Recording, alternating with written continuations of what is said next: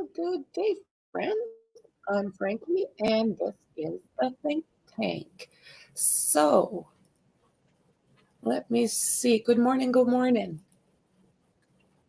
So, there is some information that I thought might be nice to go through. It includes some little tidbits from different news organizations, and some of the stuff is straight from Moscow again. So, what I want to do is go to that website. And I want to go through these logs with you guys because they are fairly interesting. Let's take a peek. Everybody's doing good? What have we got here? -2 Celsius. So it's like decent. And boom, boom, boom. Okay. So this is what we have. And this is still out on that City of Moscow webpage. And I'm pretty sure I've linked it down below. If not, I will. I'll take a note. So let's go back to the dates that are important to us. Actually, another way to do it here. I have a different idea. How about we go to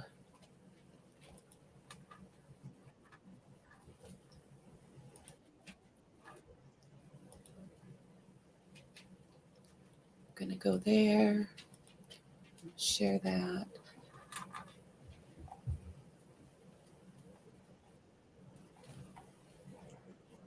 And okay, I'll go down here to start. We got this, and I have to double check something.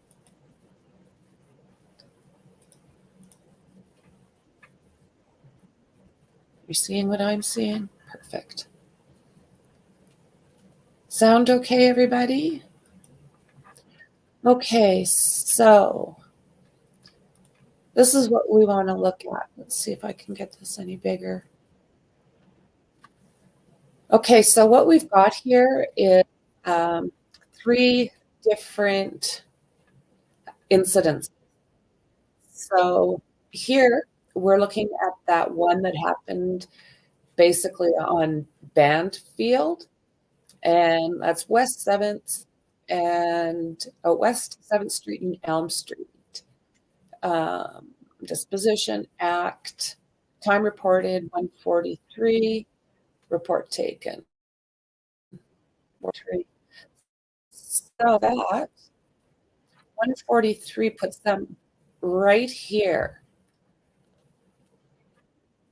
I don't think I can get this bigger for you, friends. I'm trying. Right here. So that is basically, here's the fraternity where the guys are. This is Banfield, and right across here, which is not far, it looks further than it actually is the house where the girls and Ethan were sadly taken from the world. So this one here, it's an alcohol offense. Oh, controlled substance problem. So that was minors drinking the first one. So this one's an alcohol offense. This was on Taylor Drive and Bandfield. Okay, I am getting them messed up. Right? So this is this one, and the other one was not. So the other one's over here.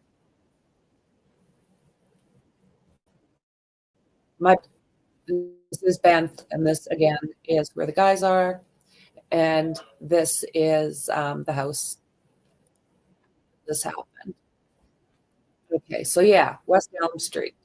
And then we've got another one, which I believe is this one is at 338, theft, other. And all of these is saying report taken, so we'll just go with that, I guess. So then that one is over here. And this is on Main. Seems to turn into that.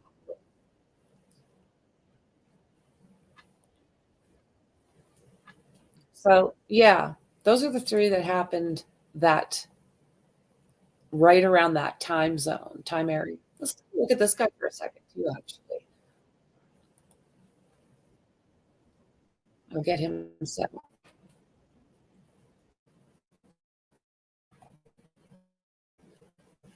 I think I already had it.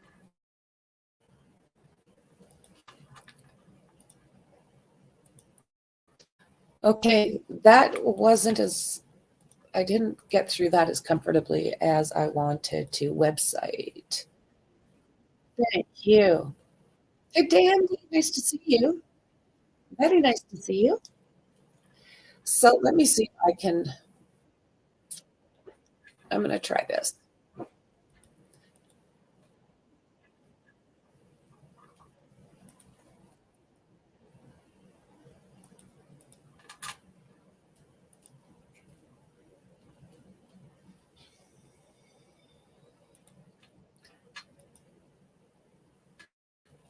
So this character here, he, let me tell you a little bit about him.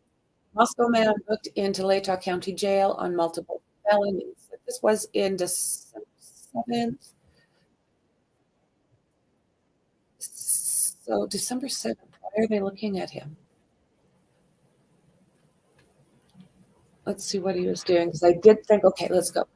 A 39-year-old Moscow man was arrested on multiple felonies late last night after allegedly injuring two family members and cutting himself with a knife. According to probable cause affidavit, James Chris Leonard was charged with domestic battery and traumatic injury, aggravated assault, attempted strangulation, and felony injury to a child following the incident in the 600 block of Palouse River Drive. So this character is, he was on the loose, obviously. Now, I don't know if this was a wound to himself or if there was anything previous, but again, this guy was out and about. Leonard has previous criminal history, which includes second degree unaliving for the June 2007 shooting unaliving of Tyler Pace Lee near Genesee. He was 24 years old at the time, and he shot the 25-year-old Moscow man multiple times after an argument. Pled guilty and was sentenced, but was released early on probation, according to reports. Can you imagine? Released. Yeah, yeah. The document states that a reporting party walked out of the home when law enforcement arrived. An officer could see the woman had bleeding nose and mouth. Multiple areas of her head were covered in the red stuff. It blows me away the stuff I cannot say, but I'm not supposed to. She already reported that this on her vest and a large part of her left hand was covered in the same. Leonard was still armed with a blade. Based on the report, James acting violently while armed with this thing, and based on the female being covered, I drew my pistol and entered the house. I loudly identified myself as Moscow police and told James to come out of the bedroom with his hands up. After a short time, James walked out of the bedroom. I could see the red stuff on his face and hand and a long cut on his forearm.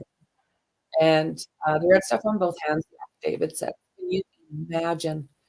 So Leonard did as instructed and was placed in handcuffs.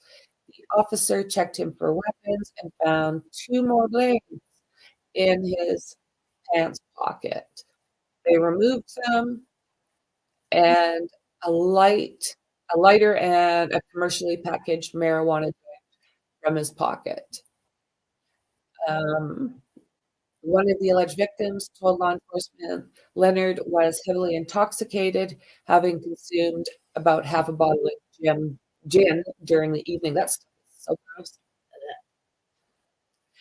Then he worked on his truck in the driveway, and the woman in the living room on the phone with an internet company walked into the living room, saw her on the phone, and began accusing her of cheating on him. Oh my good Lord, man. James slammed his phone into the ground and began screaming at her, the document says. a young female and a teen were in the living room at this time, along with a young adult male and a baby. After yelling at the woman, James began yelling at the others in the living room. For a period of time, James made a statement implying he was going to off himself and walked into the bedroom. She went into the bedroom to check on him, who had a history of doing this to himself, and found him actively doing this to his wrists. Ugh, buddy, if you did this to these people, too bad you missed. Too much of a screw up.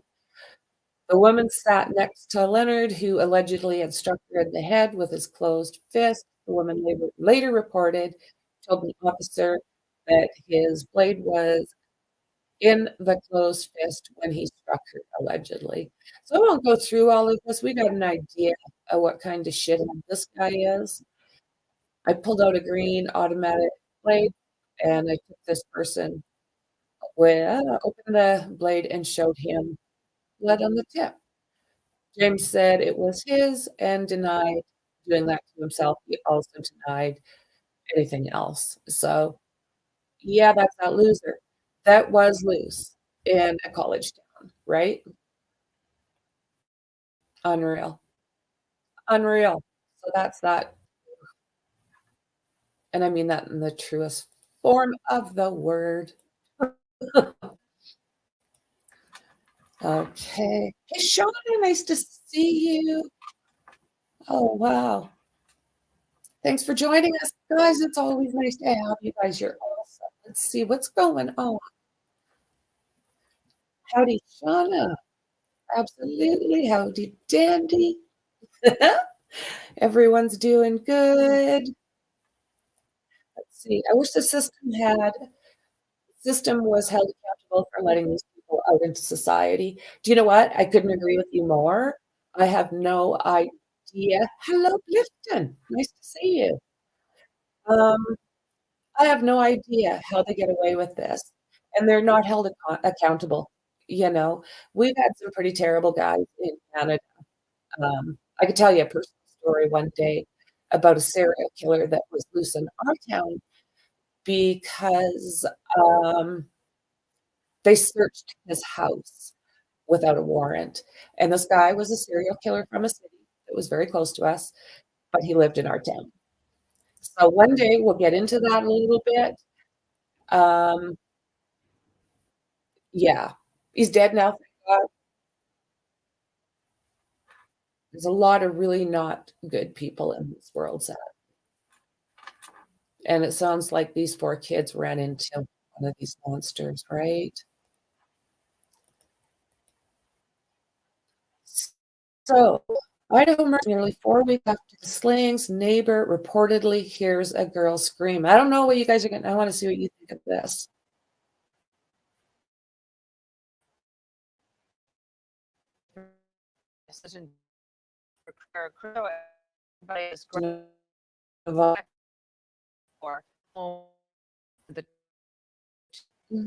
The first who had sleep you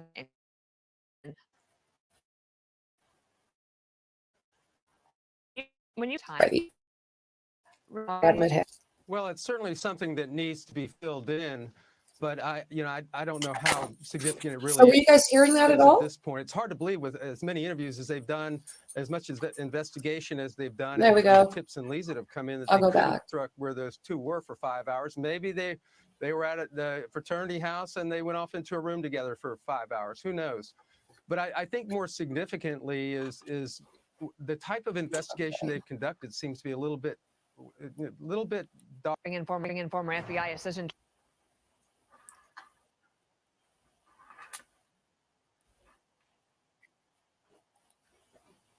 Okay. We had all sorts of stuff going on in the background, friends. Welcome back. So, I want to check this out with you guys. I think I got my stuff figured out. I'll have to figure out my headset another time. I don't know what's going on with it. It worked last time. But my earbuds are good. The only reason I don't use them is sometimes they fade in and out. Okay, let's see what these guys have to say. Let's make it a little bit bigger. And let's go. Director Chris Swecker. Chris, I want to show everybody this graphic just one more time. This is the floor by floor of the home. We know the two that were on the first floor, they survived and were not attacked. And then you had, and in fact, they were asleep during the whole thing, apparently. Then on floor 2, you have Zaina. That was kind of rude. Ethan.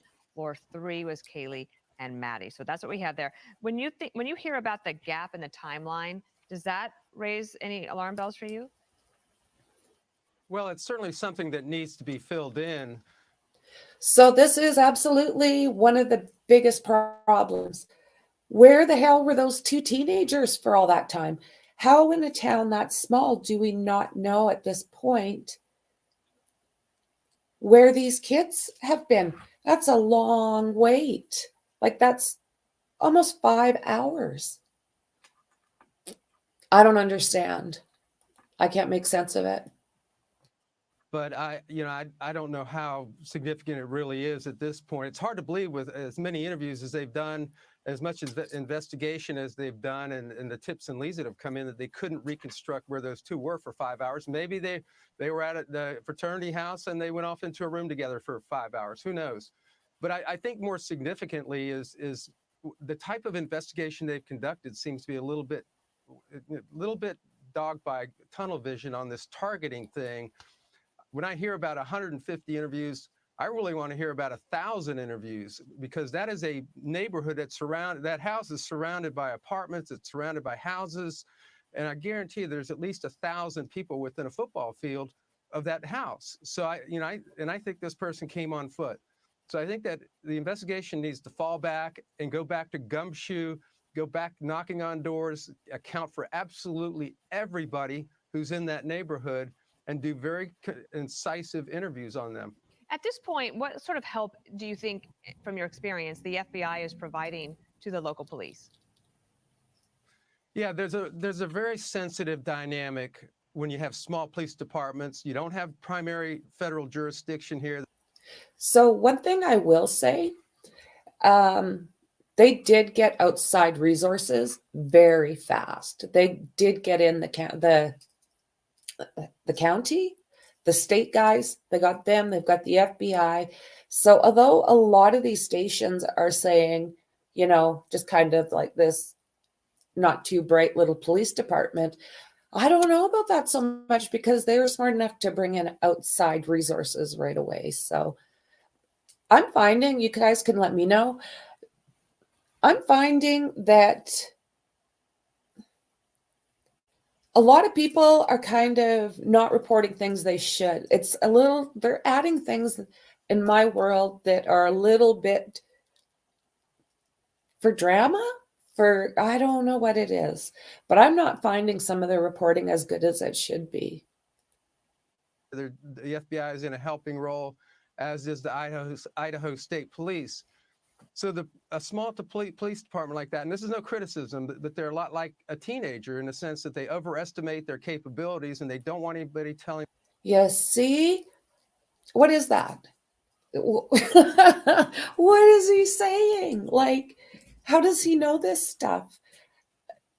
I think we need to get these guys that I really do.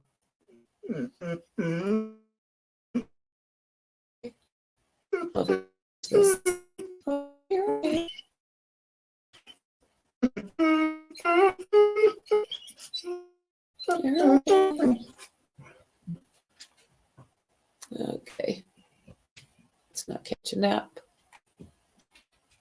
There we go.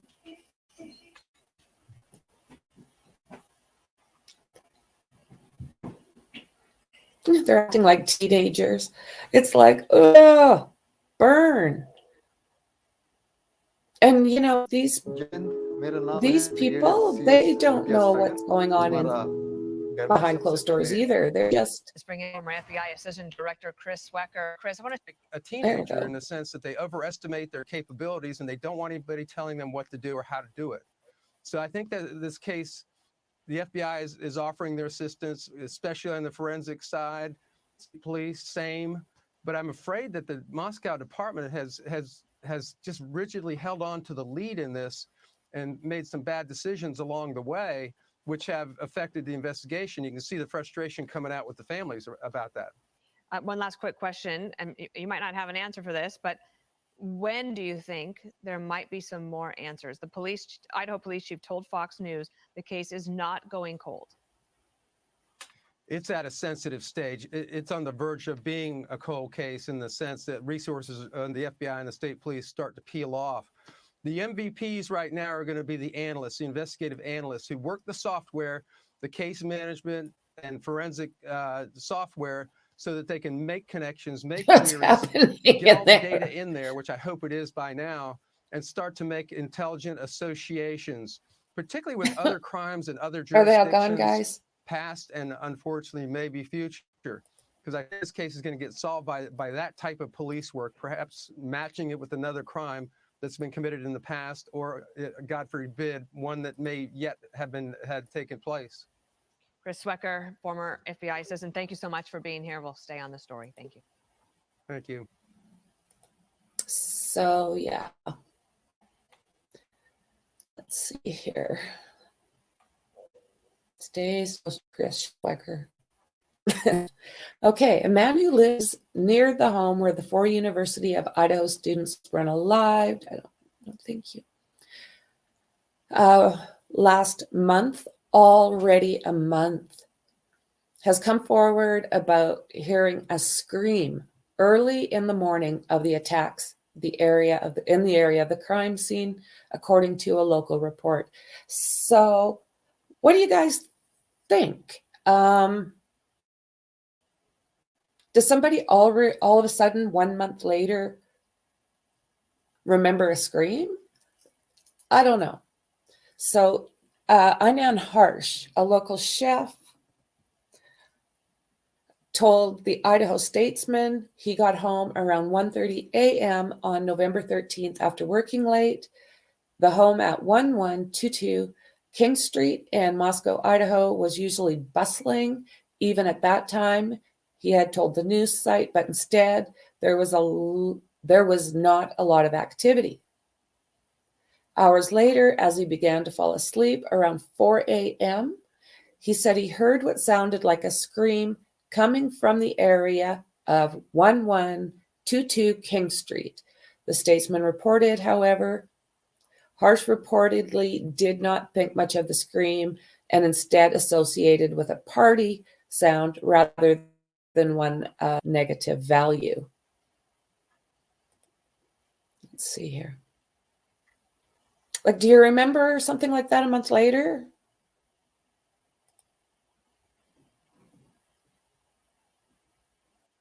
जय हिंद, मेरा नाम है brigadier CS Vidyasagar.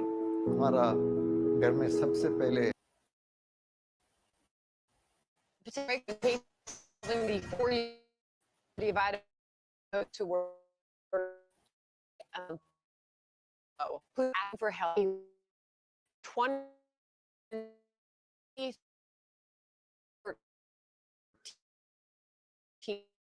they are not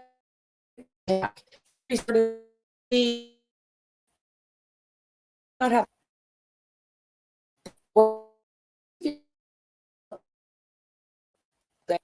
John Jack to me is just a weird guy and very suspicious in my mind. But if it was John who lived like corner, he was not driving to their house. That just was not going to happen. I would think that he would be a little bit smarter than, I mean, it's not even a minute walk, I've been told. So that would eliminate John Jack. And another thing that's kind of confusing for me is they are saying in that white vehicle, they would like to know who the occupant or occupants are. So possibly two. I don't know.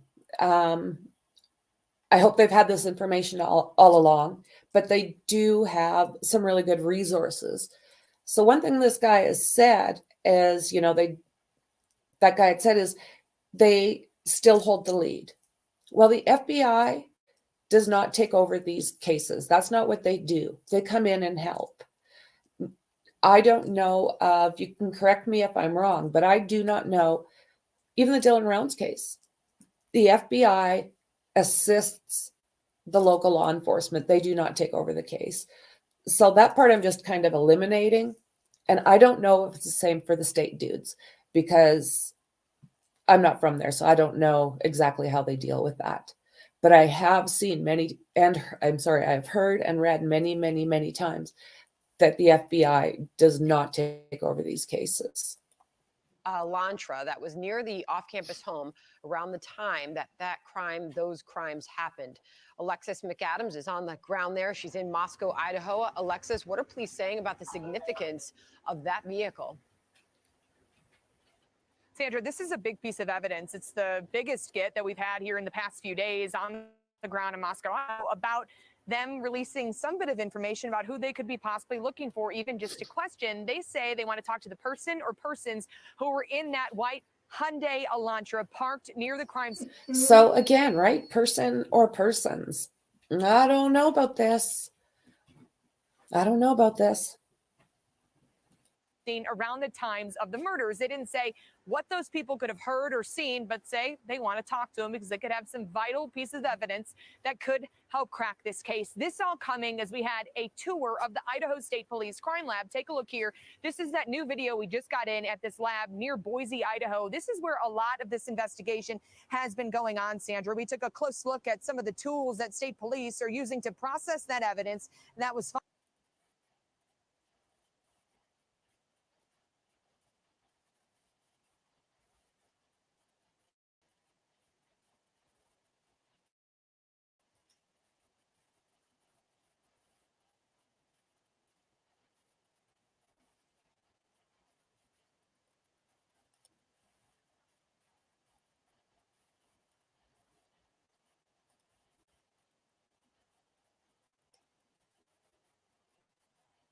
Listen.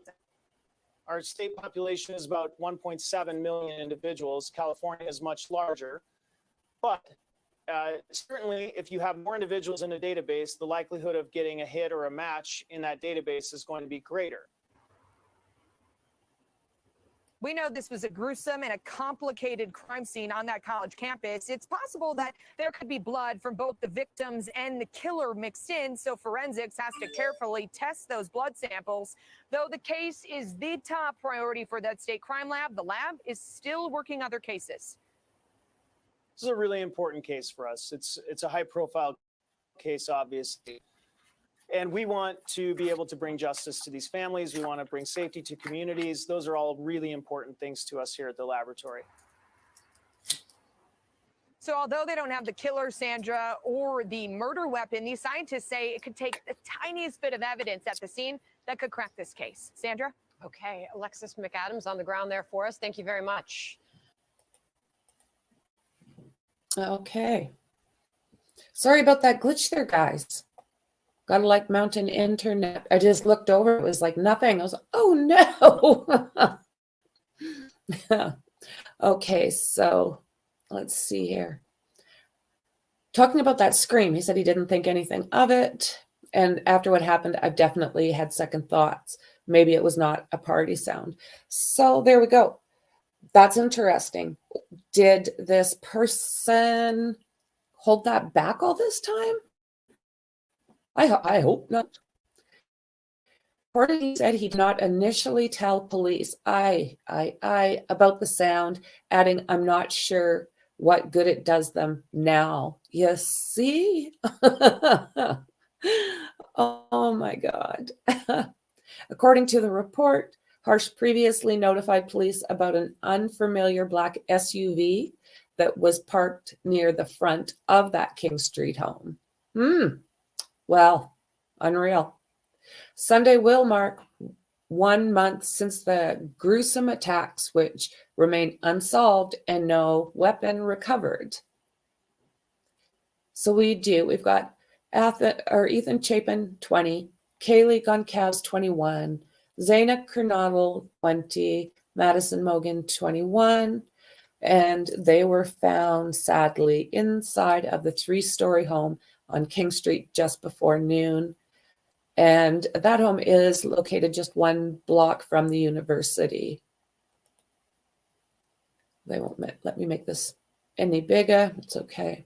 Officials have said they believe the victims were asleep when they were attacked between 3 a.m. and 4 a.m. Each victim suffered several wounds, some of them showing signs of trying to defend themselves. Let's see what he has to say here.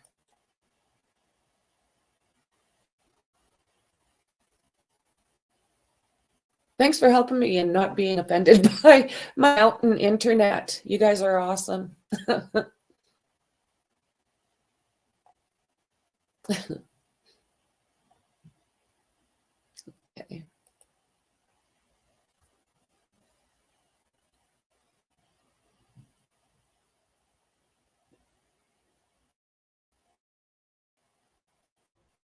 Start by explaining why or white vehicle. So we have information of a white vehicle that was in the area either during the time frame of the homicide or around the time frame of the homicide, and we are just wanting to talk to the individuals who are in that vehicle. They may have some valuable information for us, and we're looking for a 2011 to a 2013 Hyundai Elantra. So any assistance you can give us, anybody that owns one, anybody that knows of someone who owns one or may have been driving one, if you could get a hold of us through our tip line or call us directly, we'd appreciate that. This body cam image and the white car. Is this the white car investigators are looking for? So the body cam image that is out there from an officer who was on a call with the alcohol offense does have a white vehicle in it. This is not the vehicle that we are looking for.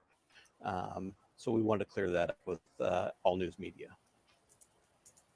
And finally, the tip line, the process. What do you want to tell the public about that? So the tip line now will go to an FBI call center. We've done that because You see, I believe they're doing their absolute best here. I think they're probably letting the FBI do a lot of things that nobody is aware of. None of us are aware of. I think they're doing a lot in this case. we started receiving many tips, and that call center can categorize those, and they can send those tips back to investigators so we can follow up and make sure that we continue with our investigation. Yeah.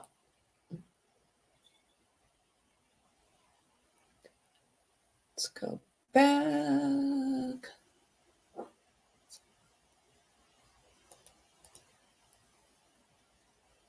Okay, where is it? All right. Okay. There we go.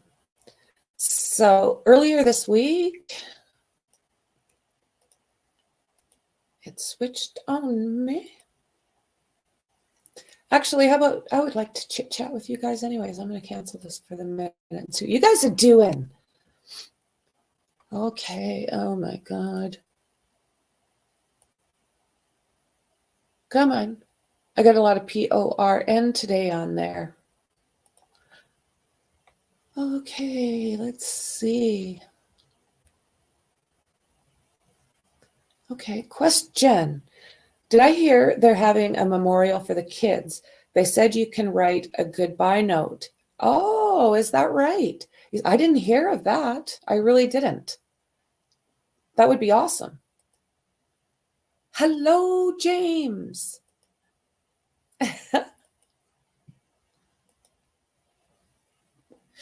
I am sure they're going to be giving everyone side eye, and they should, right?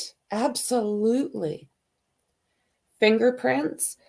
I know they took a lot. There's a really good palm print that they got, and it's large. I'll come in and join you guys. Okay. Hello, hello, hello. Shauna, Bifton, Dandy. College towns don't sleep on a weekend. Someone had to see something. That's kind of what I'm thinking too, Dandy. Like, they should have, I don't know, I can't say that they would have heard something, But what if somebody like seen something? They're noticing that that house was quiet. And to me, that means a lot. I live near a college in Arkansas. They never sleep, right? Yeah, they're early 20s. I wasn't sleeping a lot. There's a university here, Party Town. Exactly. And then there's this town, and then just up the road a little bit, there's another college town. So, so I don't know if they would bicker back and forth or if they would party in both places. I don't know how that would work. Right? There's also, if school's in session, there are always kids out and about. Oh, for sure. Okay, a month later, James, that's the thing. What do you think about that? Like, I don't know. If he noticed that a month ago, he should have said something a month ago. So I'm really not sure what to think of that. I mean, I don't know. I'm not putting a lot into it right now myself, right? Who knows? Maybe dude doesn't watch the news. Well, there's that. Yeah. Yeah. But you'd think you might notice the freaking activity around that house, especially if he lives right there. 4 people, yes, a local and national news, cops and journalists everywhere. That's it. Don't you wait a month to report a scream. I agree with you 100%. I don't quite understand what's happening with him. So like I say, I'm kind of eliminating it because he should have had figured this out way before now if that was the case. So maybe there was a lookout person. You see, I wonder about that as well. What if, aren't they beautiful? Like, oh my word. They're saying about that car, right? They're saying occupant or occupants, 1 or 2. So if that car was a lookout, it would make total sense that they're looking for 2 people, because what happened in that house, it all seems to be, maybe it was the same type of weapon. Maybe that's where I'm getting a little confused. Oh, this case, right? In the Mob Crew stream, I watched his show, and the light isn't the house, but maybe the next building reflecting headlights from a car in the driveway. Yeah, I didn't see that on the Mob Crew, but I did see it on somebody else's stream. I think it's Michelle Walks. And she had the same idea of it being a vehicle. And I'm like, oh, it very well could be that a car was like in front and then kind of drove up by those trees. Very well could be, right? I find it odd they say to leave a note or a letter for the kids. Yeah. Yeah. I think he's right. That was a good stream. I haven't watched him for a while, but I'll probably change that. I'll check in with some of his programs that he's covering these guys. Yeah, you saw that as well. Nice. And those 3 boys were there was at least 3 in that field. There was at least 3. And it was underage drinking. These are not the droids we're looking for. The droids. Hey, Jessica, how you doing? Nice to see you, friend. Yeah, what is up with that white Elantra? Like, really? I agree.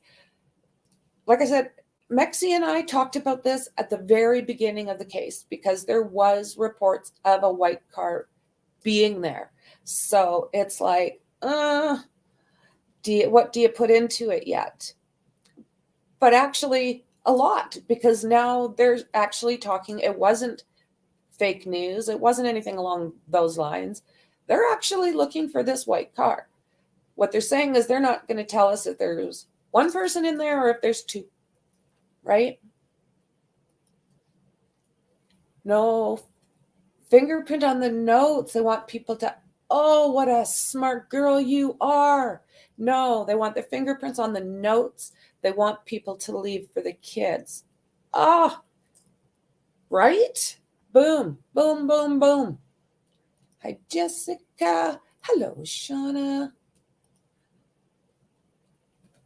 You think? I mean, anything's possible, right? Anything is possible. Yeah, I agree.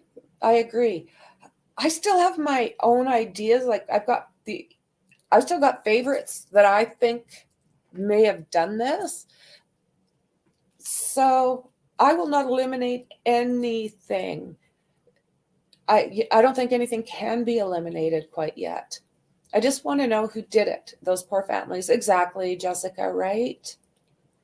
Hello, Mexi. Hello, Mexi. That would be a wild plot twist, right?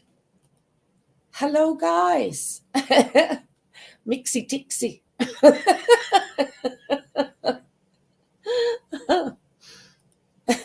Oh. I do wonder how Elios got that piece of info about the car, right? And I'd like to know where and when as well. Like, how long? I hope they didn't sit on that. I definitely don't think that came off of body cam. I agree with you. How many of you guys have been like us, like trying to find like this white car in any kind of picture, any kind of footage, any kind of anything? What I did find, and okay, guys, this came from, it'll come to me. It was a picture of, okay, they called the front with the one door. It was a picture of a white car, same type they're looking for, parked behind those vehicles. This was a day shot. This was not an evening shot. This was like a day shot. And then this person drew an arrow from the car up to where Kaylee's car would have been, or Kaylee's bedroom would have been. I can't find that picture. I can't find the guy again. It's just gone. Whistleblower, he was called. That's what it was called, whistleblower.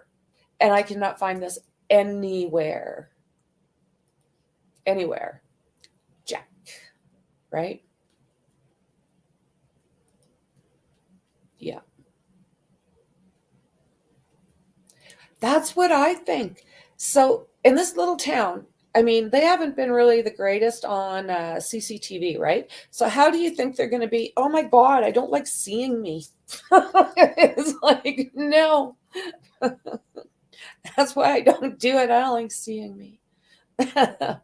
So how many traffic cams? I would think it's a college town. In my mind, there would be like a lot of cameras, but we're finding that they don't have a lot.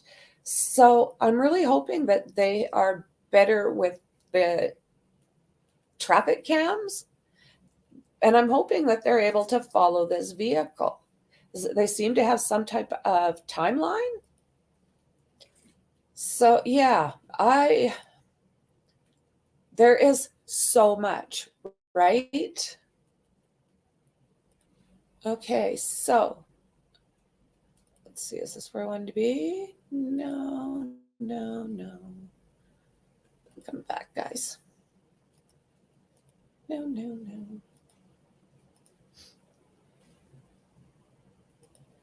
So this is back to that. Someone did a Tic Toc on that fellow that was released. Here, let's just take a look. So this is, what's his name again? James Curtis Leonard. So the person that did this Tic Toc, I think, is very much believing that this is the guy. So let's watch this.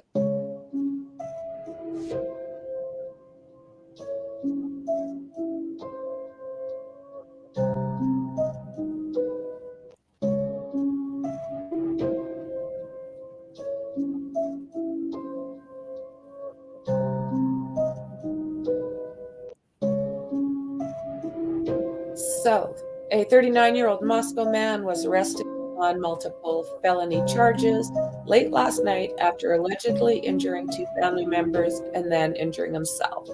So this is the report that was that we looked at earlier, and this was just a fast TikTok that was made. It sounds like 7 minutes. 7 minutes away.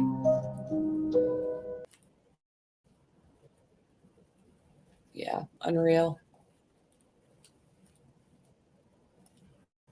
Let's see.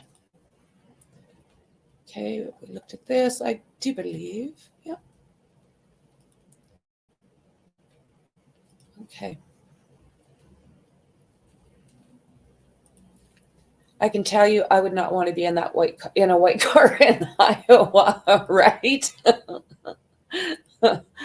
I could be wrong, but that car seems like a nothing burger, right? It's it could be a nothing burger. I like that. Plus, they're maddeningly unspecified. Oh my God. Plus, they are maddeningly unspecific about where the car was. Agreed, right? When I first heard about it, it was at the very bottom of the driveway, like pretty much on the street at the bottom of that drive pad. But I didn't say anything about it because I've never seen it really confirmed. Okay, let's take a peek here.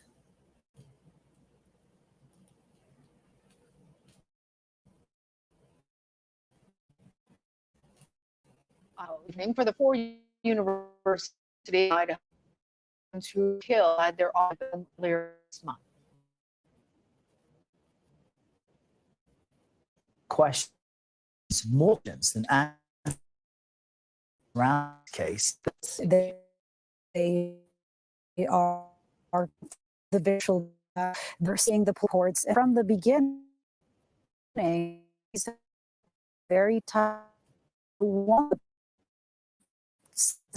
they in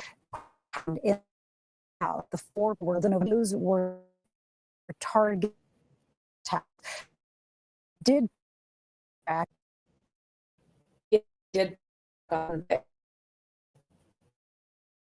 was on a surveillance.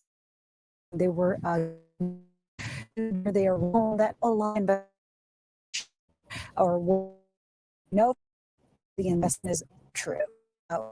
Said we don't have power, round swaps, and that they've been looked about.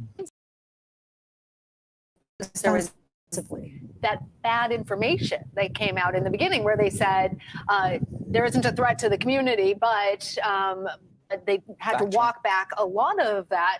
So where does the investigation stand now? As they've tried to eliminate some of the confusion that came from those early missteps? Well, right now they are studying thousands of tips that have come from the community. All right.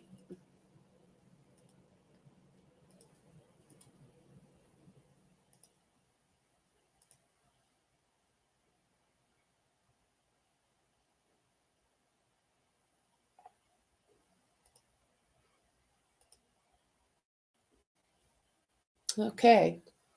So this is the Independent. Tips are pouring over Mr. Carr. That's what we were just talking about. As Moscow police debunk link to body footage. Now let's see here. So a lot of people were thinking that cops, this is what I'm wondering. A lot of people were thinking that there were differences. I've been told that there were differences in the way that the victims were killed. Some were more severe than the other. And this week we heard the target attack walk back and then reverse it back to it being a target attack. What can you tell us about the targeted attack? They have told us that it was targeted, but they told us they can't tell who. We asked specifically, and they said, we'll try to get that information to you. And they got back to us a day or so later, and they said, we're sorry, we can't give you that information. But then a day later, we saw in the news that it was not targeted, or they think the whole house was targeted. But I'll cut to the chase. Yeah. Their means of death don't match. This is so interesting. Maddie's They don't. and Kaylee's. See, this is what interests me here. This little part here. And how would he know this? Maybe he shared the paperwork with Maddie's parents. Their means of death don't match. Maddie's They don't. and Kaylee's cause of death, it does not match based on the autopsy report.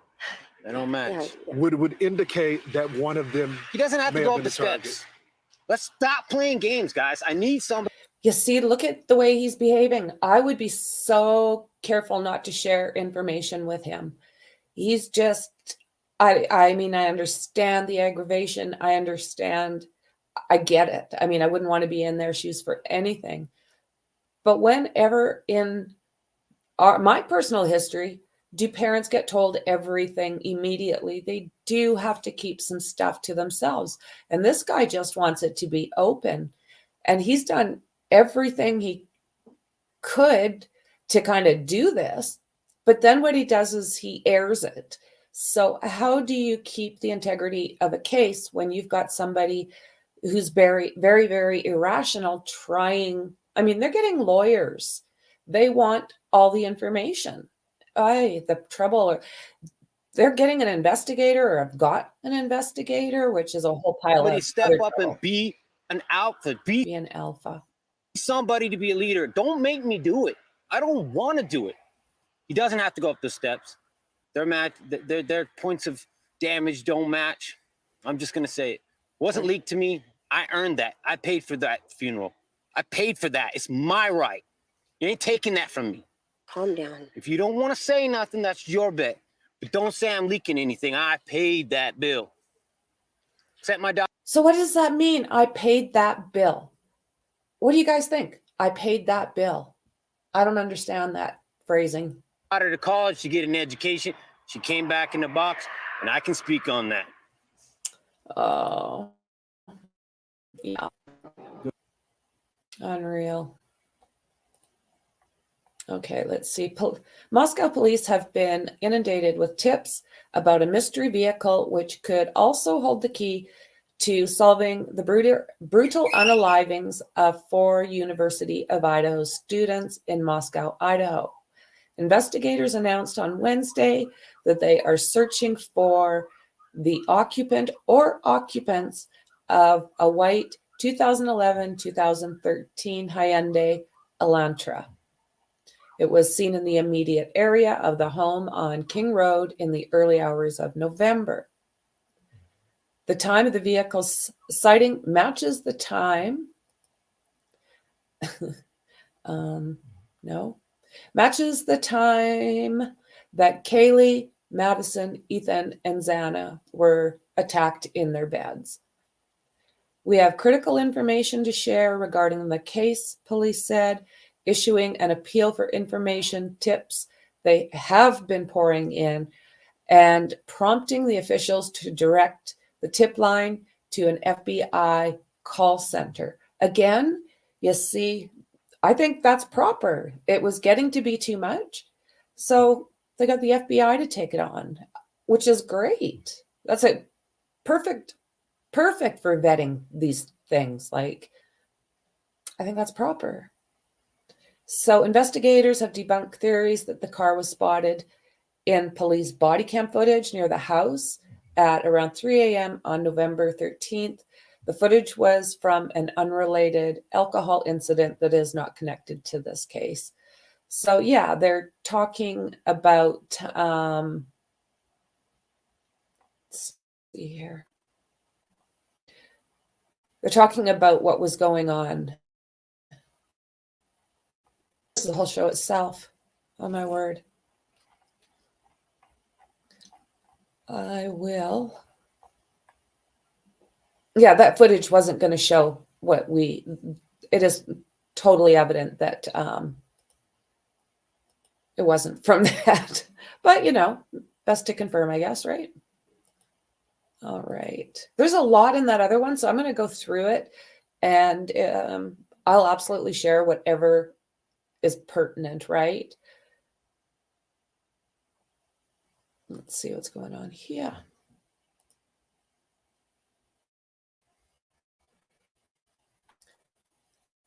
The police chief of the college where four city of were slain.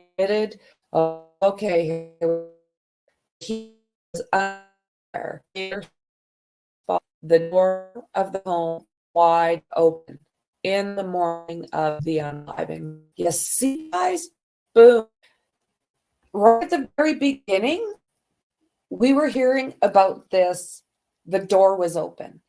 So up and even till now, we don't know or didn't know if they meant that it was unlocked, it was like open, if they were talking about the sliding doors, if they were, we knew nothing extra about that. So now it seems learning extra is that they weren't aware. Oh,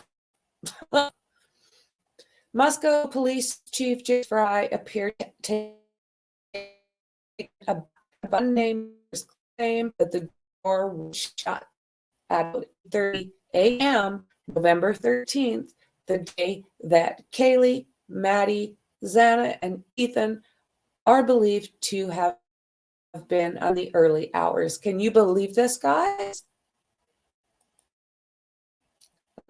Oh, the chief also said, okay, let me go back here. I'm not even sure where that came from, to be quite honest.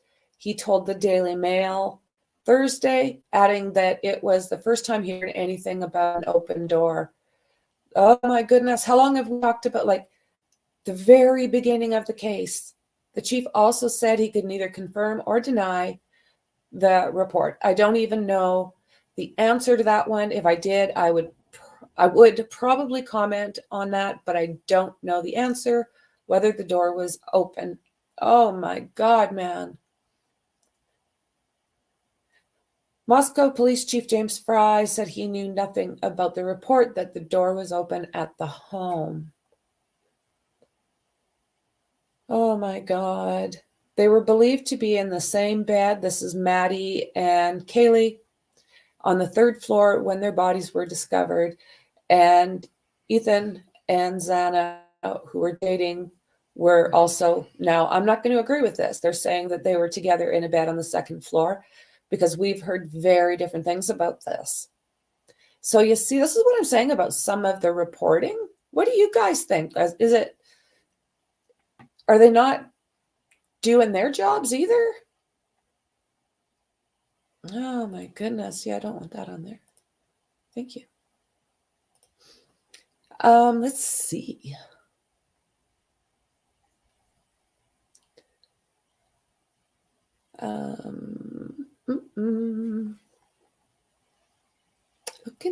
Looking.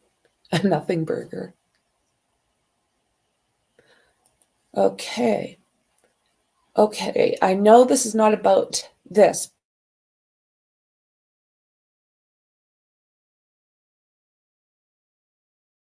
But you know, the film got scared. So yeah, unreal, right? That is heartbreaking. I did do a video on her. So sad. Sometimes I wish they would just straight up tell us what they have. I know they can't, but I swear we could help more. Okay, you know what? I agree with you. There's probably more that they could be putting out, but yeah, I mean, I'm sure there's more that they could put out to help this case a little bit.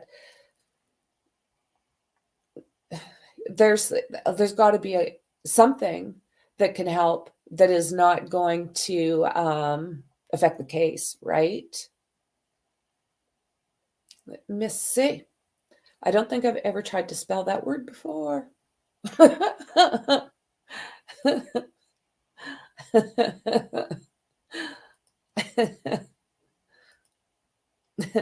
Yeah, Athena. Yeah, it makes a person mad, doesn't it, Dandy? Yeah. I'm with you. Yeah, I think a lot of these I mean, we don't have the death penalty in Canada. It's not an option for us. And I'd love to have the death penalty here, to be honest with you. It might, I don't know. Mexi thinks Canada's full of serial killers. So maybe if we had the death penalty, we wouldn't have so many. Yeah, I think Old Sparky needs to be used a lot more. They are going for the DP. I want to suffer like she did. I hope they end him in prison, to be honest. Right? Yeah. Yeah. I mean, there is street justice, isn't there? Okay. In the Delphi case, the family still don't have the cause of death. Still. You see, exactly, Shauna. And they're letting their cops do their job. They're not interfering. They're putting their faith into these guys. And 5.5 years, right? 5.5 years. They went without anything. They'd get their hopes up with a suspect and find out no. But never has anybody been arrested. This is the first time.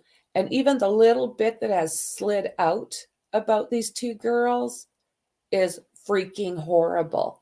You know, it breaks my heart. I remember when it happened. I remember following it all the way through, like up to date. So, you know, I've talked to her sister Kelsey online a couple of times. Every single day before Ron Logan was picked up, Becky Patty would put a post with some beautiful picture, and then I would say, "Today is the day." And I would repost it, hashtag Abby and Libby, hashtag today is the day, every time I seen her post. You can't help but once you get involved with these, and even if it's minimal contact with them, breaks your heart. I mean, I remember Kelsey telling me what a great sense of humor that Libby had. She said she would crack you up. She said you would have loved her. She just had the best sense of humor. And you could see that in some of the videos, you know, where she's doing things in the background to kind of get people to smile and laugh. And that one where she comes running from the back and straight up to the camera, I mean, every time I see it, I laugh. FedEx driver had options. Accident happened, but instead of seeking help, he decided to put his hands. Oh, right. He made that step. And he does deserve to rot, in my opinion. I think he's talking about the. Okay. Here. I would imagine families have the right to the autopsy because they might want another. I agree with you 100%. And I can't say for a fact. I don't know if any of you guys know this. Are the autopsies even out there? I haven't seen anything. But hopefully, if they're not out publicly, hopefully the families have them. And if so, that would explain why that dad, Kaylee's dad, that's how he would know whose injuries were worse, right? I agree, Dandy. Like, oh my word. Yeah. I think like some of these families, I think they're just numb. I couldn't imagine. I've got one child. He's 30. He's a shrink now. And I think that's from dealing with me all of his life. But I could not imagine. I can't even say the words. Ugh. Sorry, Blifton, my phone keeps changing your name. Bluffton. That's funny. It's been said that they have all been cremated already, but I'm not sure though. Yeah, I know that Kelsey's dad did say, he went to say, previous interview, he said in a box, and then he said she came back in an urn. So yeah, I think that's the case. How can we wear all this and they don't? How can we hear all this and they haven't car? They haven't door. Right. Okay. Gotcha. I'm a little bit slow today. I agree with you. Did you know about this as you probably heard about this as long ago as we did? And because there was absolutely nothing coming out, you just thought that it was, part of the gossip, part of the people's creation, their creative minds that they can have on these cases. Let's see here. It was my daughter.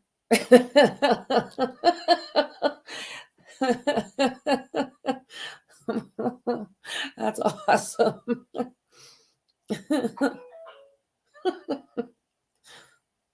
Apparently, the chief himself still hasn't heard that.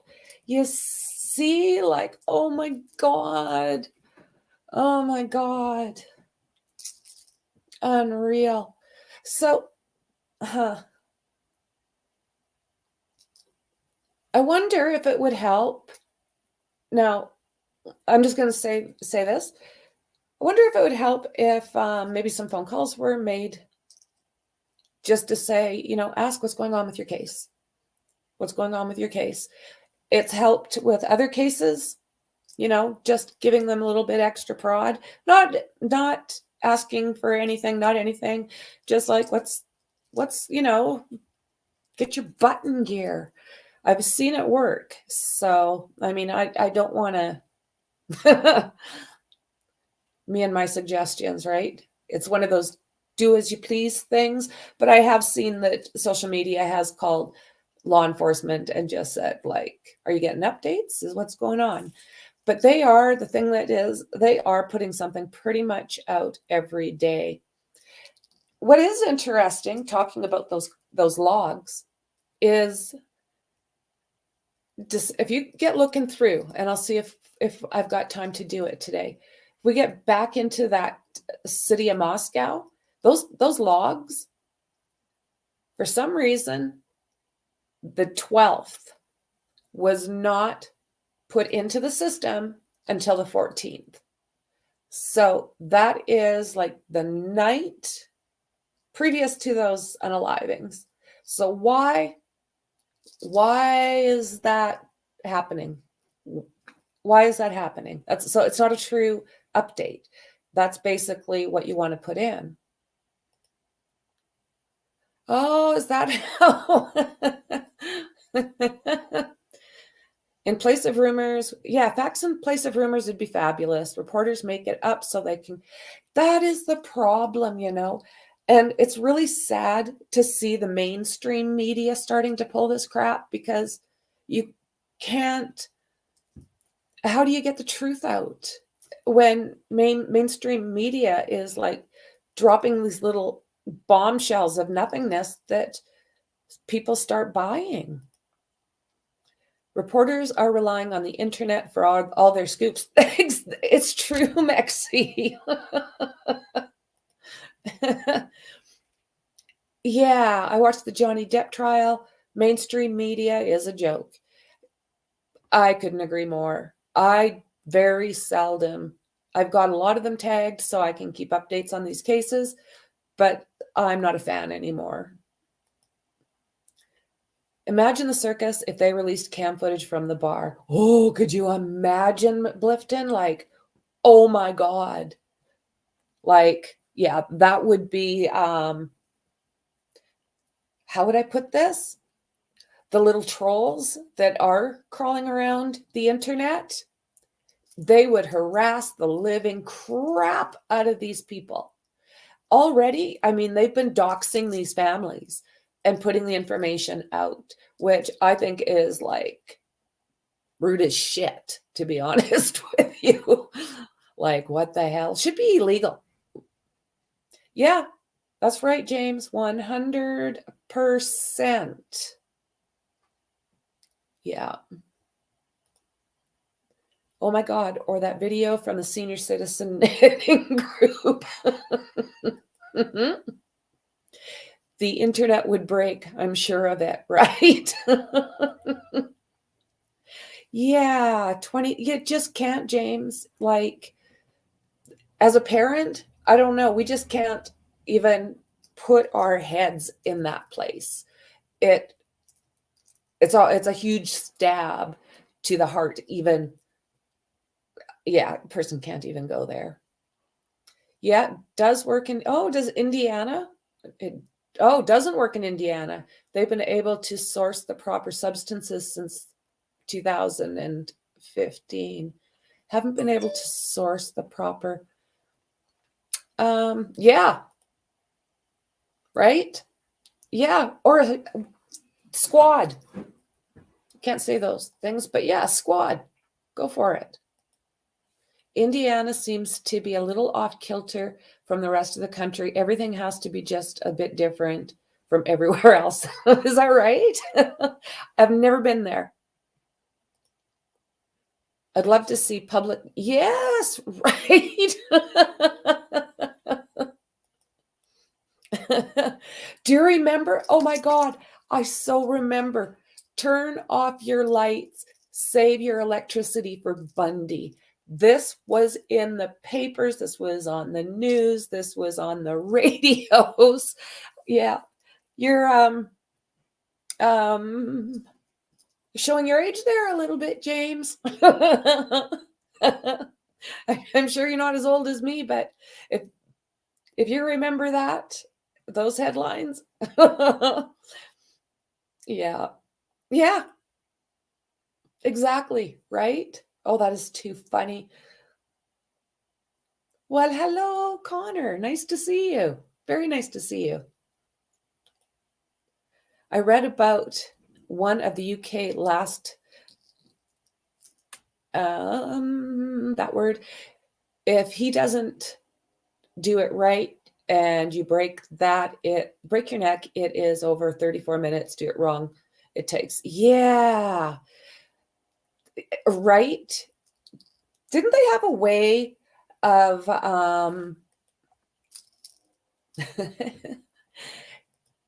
isn't there a way though that they can be helped along with that a little bit? I'm kind of unsure how that works. I'm not gonna see. I'm trying to. What's that? No. Back to this.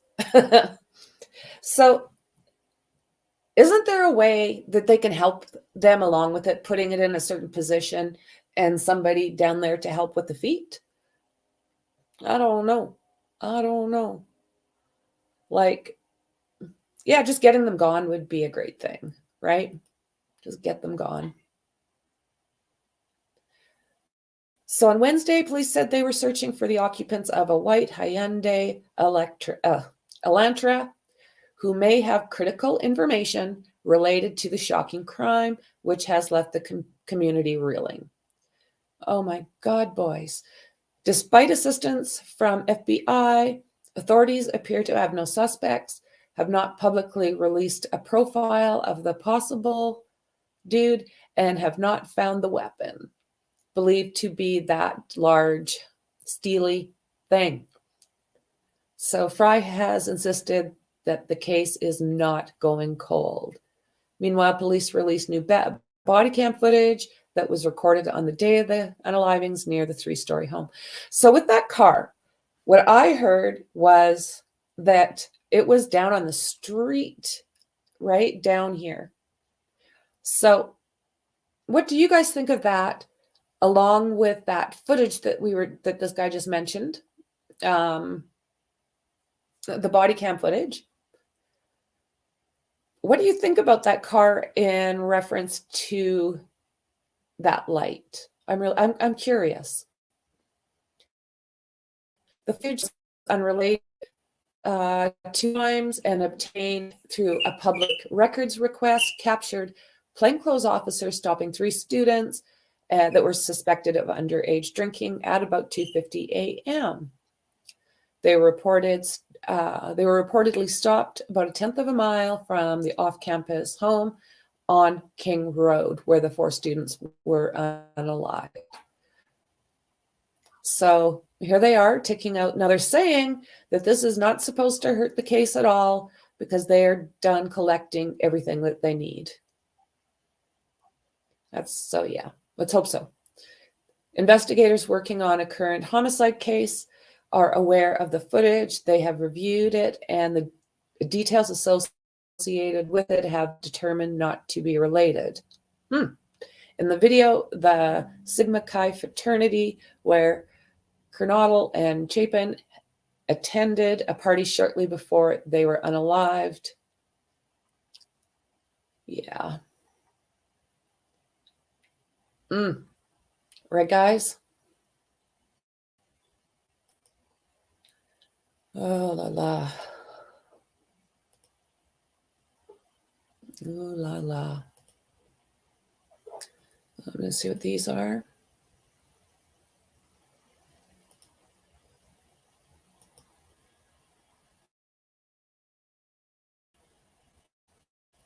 Let's take a look for a second.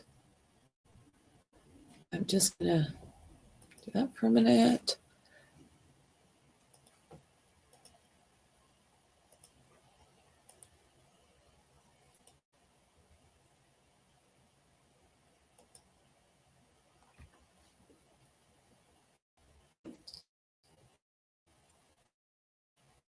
There we go. Neighbor says front door left wide open after the attacks. Let's take a look at this.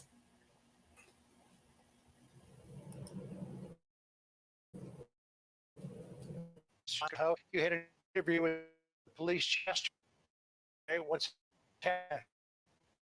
Yeah, the police chief has information. Says that try to have the timeline for night how today. We've been digging quite a few days. They've gone inside, including the police chief himself, back into that crime scene to try and gather belongings of these victims. This is because they had been talking to the families about some of the things they wanted from. So I just wanted to say really quick, that picture that I seen from that whistleblower name was basically parked very close to where this vehicle is. And then they had put an arrow that pointed up to this deck here. So I don't know. I can't find it anywhere now. I am very curious what that is. And by a name called whistleblower. I don't know if it's accurate information, but I would love to find out where he got that picture from. Absolutely. From these girls, and they want those things from the house. So the police said, we'll go in, we'll get the list of the stuff you want, and we'll give it to you at a later date. So that's what we've been seeing out here, as you can see in some of those pictures. This is a step in the grieving process and also another step forward in the investigation, but the crime scene is still sealed. The police chief says they're doing everything they can to find the killer. It's part of what we do, and we need to do that for the family. We need to go in and pack up stuff. And get it, and we'll take it to a secure place so they can come and get that stuff. And is it easy? No, but they need that. And it's our job to do that for them. And it's our job to help with their closure, hopefully. It's been nearly a month since Kaylee Gonsalves, Maddie Mogan, Xana Kernodle, and Ethan Chapin were murdered in that off-campus rental home in Moscow, Idaho. Police are focused, John, on finishing their timeline on the night of the murders, and I just learned a short time ago about some of the whereabouts of the victims that night. Investigators had said just in the past 48 hours they were still trying to figure out what happened during an almost 5-hour gap between the time Kernodle and Chapin were seen at a frat party nearby and the time they got home. But investigators have now told me that they believe those two were at the Sigma Chi fraternity party the entire time. Police have questioned dozens of people, including members of that frat, just trying to figure out some clues in this case, but no arrest yet. Just because someone's been cleared right now, does that mean they might be re-interviewed? Many hours have gone into that, and several investigators and the investigative team have all looked at the information that comes in, and they've verified that those people can be cleared. So what I want to assure them is we're doing everything we can, and we're taking our time to do it right.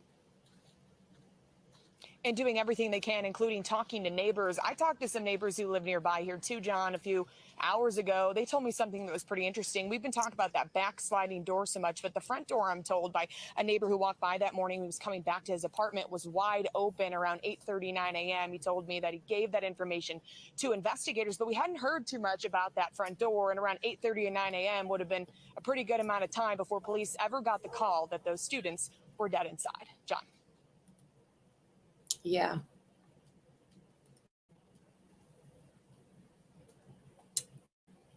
Yeah.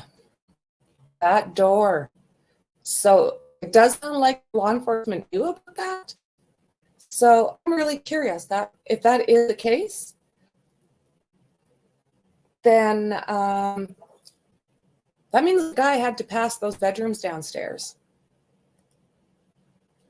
So a neighbor of a neighbor of Forest Lane University of Idaho students whose shocking deaths remain unsolved nearly 4 weeks later claim they saw the front door wide open hours after the slayings. And just hours after police say someone attacked them in their sleep on November 13th. We know who lived there. The neighbor told Fox News that the front door, which opens to the level where the two other roommates were unharmed, was wide open around 8:30 a.m. on November 13th. Police say they believe the unalivings happened between 3 and 4 a.m. when the victims were sleeping, and as Moscow police officers, where did that go?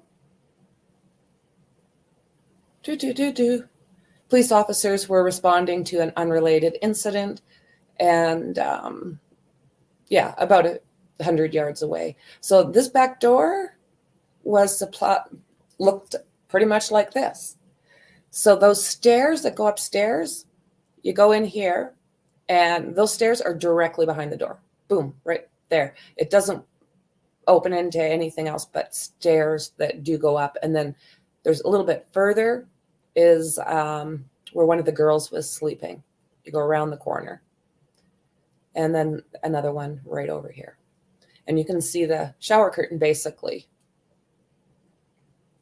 A 911 call about a possible unconscious person was made. Authorities have kept mum about how they believe the guy entered and left the home. So they might very well have already been on top of this. Let's hope. What I found interesting is what they're saying about Ethan and Xana now. So they're saying that they were at that fraternity party. That's the first time in a month that we have heard anything about where they were. Okay, that frat house is about 200 yards from the crime scene. So they are saying now that they were possibly got there between 8 and 9 o'clock and that they arrived home at about 1:45. They were both part of the Pi Beta Phi sorority and were making majors. Goncalves, a general studies major, belonged to Alpha Phi. Okay. I don't know if I'm saying that properly. 2 of the victims were sleeping on the second floor, 2 were on the third, but police have not confirmed who was found where. See, that makes more sense because that report that everybody was in their bedrooms, that I didn't take as truth. So police have not confirmed who was where or whether the bedroom doors were locked.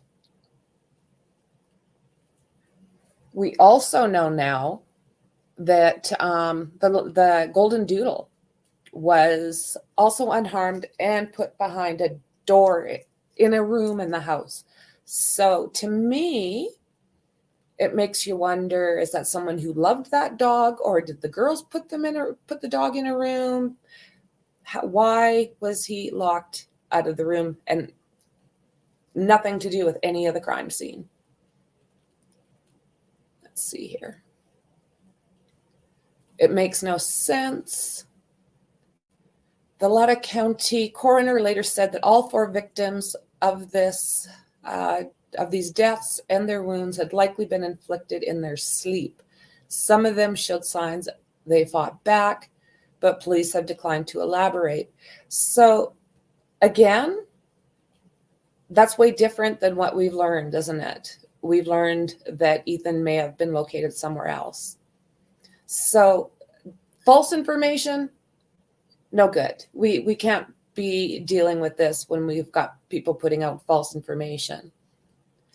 We are looking at all angles. The communications director for the state previously told Fox Digital, our concept is that if we start getting pigeonholed in a specific area, we may miss other tips and other pieces of this investigation.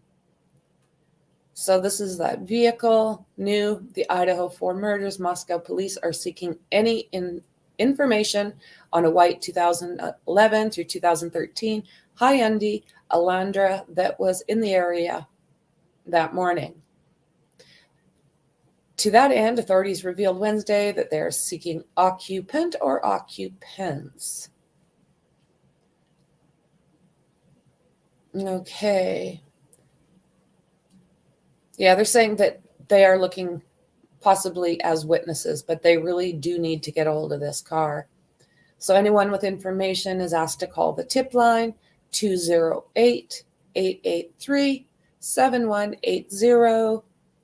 And Canadian Border Authorities told Fox Digital on Thursday they are also on the lookout for a white Hyundai.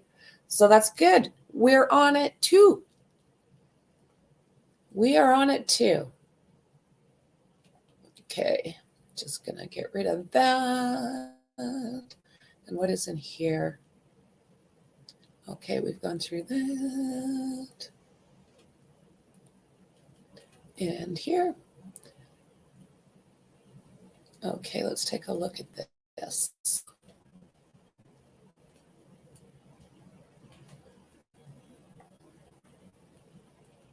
How are you guys doing?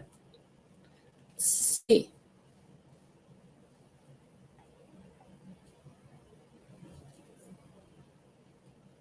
Yes.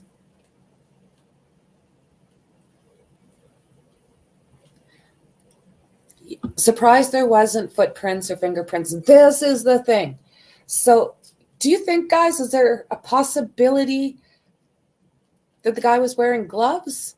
Like they would have to be more than those medical type gloves. But do they, do you think they were wearing, the guy or guys, I guess, were wearing gloves? I don't know. I wonder how many people in that town just simply can't remember that night. Lots of alcohol consumption. Well, you're exactly right, Shauna. Like what?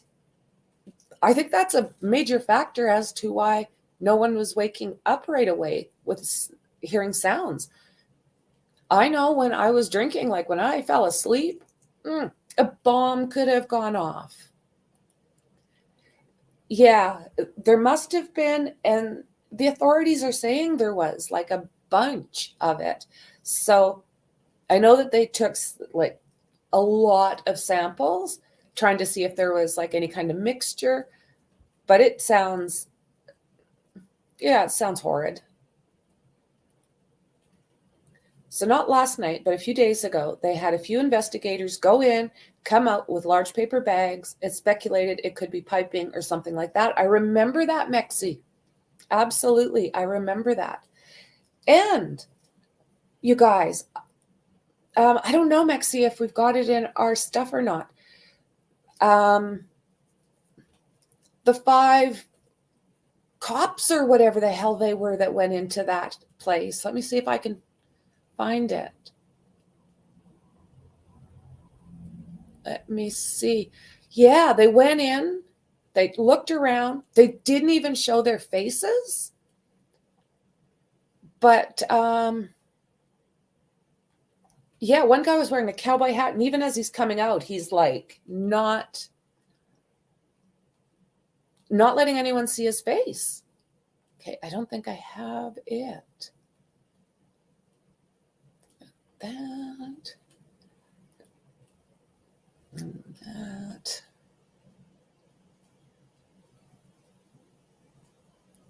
I'll see if I can find it, guys. Yeah, because they went in and took a look around, pretty much the whole, like, the areas that they needed to, and left. They're saying that there was probably FBI. The other reason they would take something like that is that what it was, if, oh my goodness, today, is because they would suspect the killer cleaned himself off. Yeah, that's right. If they're taking all the piping, the drains, they want to make sure that there's, right? Yeah. Yeah.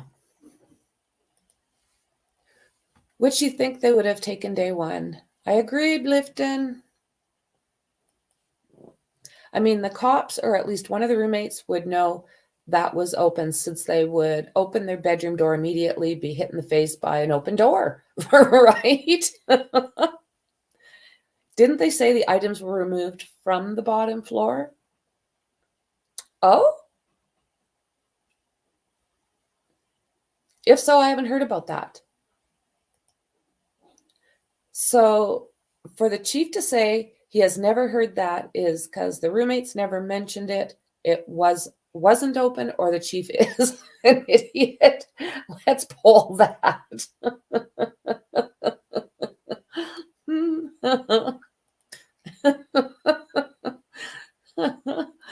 You guys crack me up. Nothing happened on the first floor. That is interesting. It is. But with that said, if they were intoxicated and they are saying that the way this happened, there's a possibility that no one was able to scream due to first injuries. That's kind of what they're saying. The dog is, okay, that is the dog that Kaylee shares with her ex-boyfriend, Jack. And that's that golden doodle that you see pictures of. I really don't know why I don't remember his name right now, but he's adorable. Oh, this is true, unless all the piping and drainage is connected. Yeah, that would make sense. Yeah, that would make sense. And they had to get the evidence from down there. Either way, it's definitely interesting. Murphy, the dog. Found in a room where nothing had happened, and was released to a responsible party that Jack D. There's a picture of him loading the dog up. Yeah, I would think so too. JD would be the dude. Even officials are making, they are, Dandy, like they are contradicting themselves on so many issues that it's really hard. I don't know why. I can't figure out any reason why this would be happening. I don't get it. Someone in there made a comment about Ellie possibly being a bit over their heads. I'm kind of starting to agree.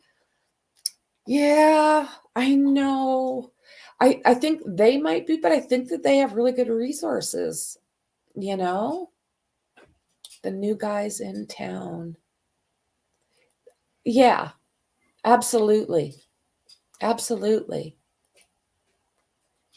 Yeah. And by that, you mean feds, right? I'm going to just really quick see if I can find a picture of that, guys.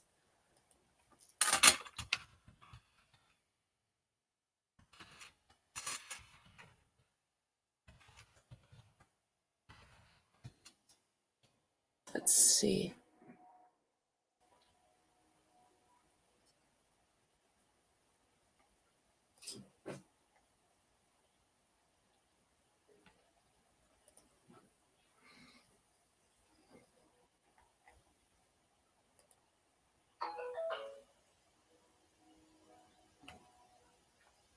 Thank you. Got it. Boom. You're always my hero. Let's take a look here. You are my hero.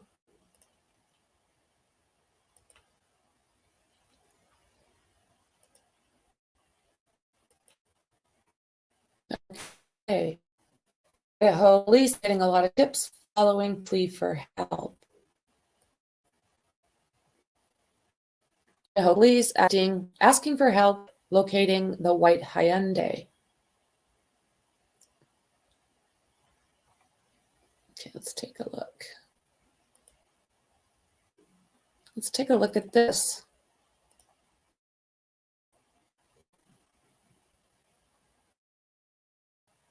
When you're struggling, soon becomes later, becomes someday, becomes. Don't wait. Reach out. Resources at va.gov/reach.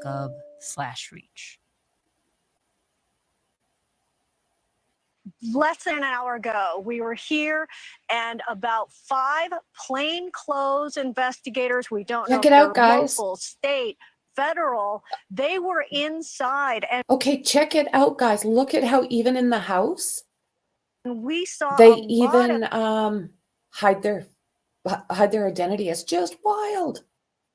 and about 5 plainclothes investigators, we don't know if they're local, state, federal, they were inside, and we saw a lot of activity inside the home, and the home was lit up. So we were able to peek in some of the windows, but we saw those men inside the home in the 2 particular rooms where the murders took place. We did not see them leaving with any materials. I asked them a couple of times, why are they back?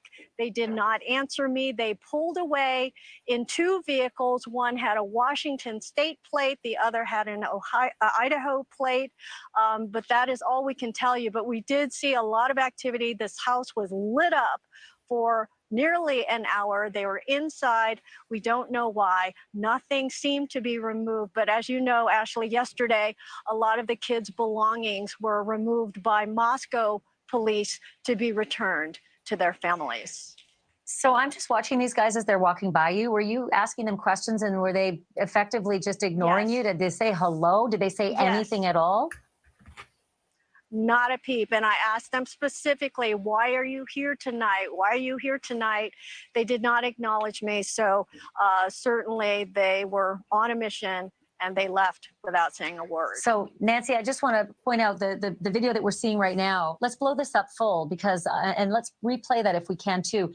This is the investigators walking out of the kitchen area into a hallway and then walking towards the living room. So there they are. It looks like they're emerging from the kitchen area, walking towards the front of the house. That grassy sign that's on the wall right there, that's the good vibes sign. There's actually. So you guys, what are you thinking of this? I'll keep going, but what do you think of this? Like, who the hell are they? They're creepy as F. Who are these guys? So is that FBI? That's a FBI? Actually 2 of those signs in the house. It's very confusing. There's a good vibe sign that was lit up in Kaylee Gonzalez's room, and there's also that same grassy good vibe sign right down there that faces the front in the living room. So they're walking out of the kitchen area and walking towards the front of the house in the living room on the 2nd floor there. But that's the first time, Nancy, that we've actually been able to see them at work inside the house. Right. And looking inside, we did see, so many signs of a typical college life, the items that we saw, red Solo cups, we saw a beer bottle, and there you see the window with the shades drawn, but you see the shadows of them working in that room. But yeah, they were inside. They seemed to be targeted in where they were going and what they were doing, and then they left without a word. Even though I tried to get some comments out of them. Yeah, it's curious about the kitchen because we're still trying to get confirmation as to whether, the killer entered through that back kitchen sliding door. But, listen, that on a crime scene, they're going to look at every inch of that house. I am interested when you said that there was a Washington plate, because the very first thing I thought of when I saw those guys is they don't look local necessarily. And I don't say that because they don't look like they're from Idaho. It just looks like they're moving in a particularly specific way. Yeah. And this late in the game, it just screams FBI to me, and maybe an FBI field office that's partially from Washington, maybe an FBI field office from the Idaho area. But did you ask if they were from FBI or what jurisdiction? And they just said, nothing to see here? Yeah, they would not. They would give me nothing. And I did call Moscow police, no answer, no response. So no explanation for any of this, but they were clearly inside on a mission. I mean, 25 days of processing a crime scene, to me, it's something I haven't really seen, unless it's, you know, a massive school shooting. That could take 25 days because there's just so many victims and so much territory and so many markings. This one is a really unusual complexity. I can only think it's because there's just so many samples in that house over the years and over the times that the kids have been there, that they just, I'm still shocked they only have 113 pieces of evidence. Nancy, thank you for getting that video and for Right. being the eagle eye and spotting that. Really do appreciate it. Thanks so much. And we should point out that Yeah. a lot of the forensic evidence went to the state lab, and that is still being tested. You know, the blood is the blood mixed DNA is the killer's DNA being tested. So there's a lot of information and evidence that's being tested now. And the Moscow Police Department kept stressing that, you know, we're not releasing a lot of information because we're protecting the integrity of the investigation, a term we keep hearing. So a lot of, you know, evidence still being processed and tested. We honestly. So, yeah. What do you think of those guys? I am just going to look through this really quick. Idaho police asking for help. We are getting a lot of tips, said Robbie Johnson, public information officer for the City of Moscow Police Department. And we do know that those are now being forwarded to the FBI call center. So the tips and leads have just shown us that there was a car there in the immediate area. So whoever was in that car may know who might have owned that car, or any information is extremely valuable to us right now because we need to be, because it could be really significant in solving the case. So nobody knows what the license plate number is. Let's see here. I'm curious if. No. So what do you guys think about that? Right?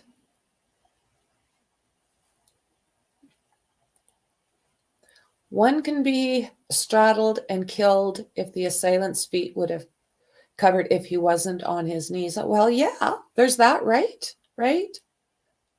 Yep, that's what I think too. I think you're so right, James. And that is what I wonder. That why would they hide like that? Isn't that creepy? That's a little bit creepy, right? Government training, private investigators. Oh, crazy shite. Maybe Texas sent some of their badass rangers. Ah, right? Because they looked, yeah, something about the cowboy hat. Yeah, the boys are back in town. It just is like really different to see. I've never seen that, where they hide their faces and hide themselves. If they're trying to be undercover, I think they could find a better way than deacon out like that. Should have called 911 and reported four males crossing the police line. It's a whiskey in the jar. In the jarro. That definitely a way to get answers. Clifton, good thinking. Yeah, flash some badges. I think the one guy did with the cowboy hat, I think you could see it kind of dangling down as he walked away. So guys, I think I'm going to leave it at there for now.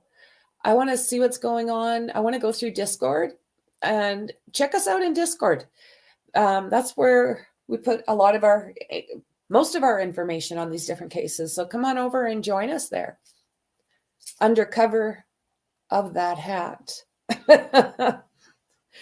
And yeah, subscribe to the channel, all of that good stuff helps me for sure.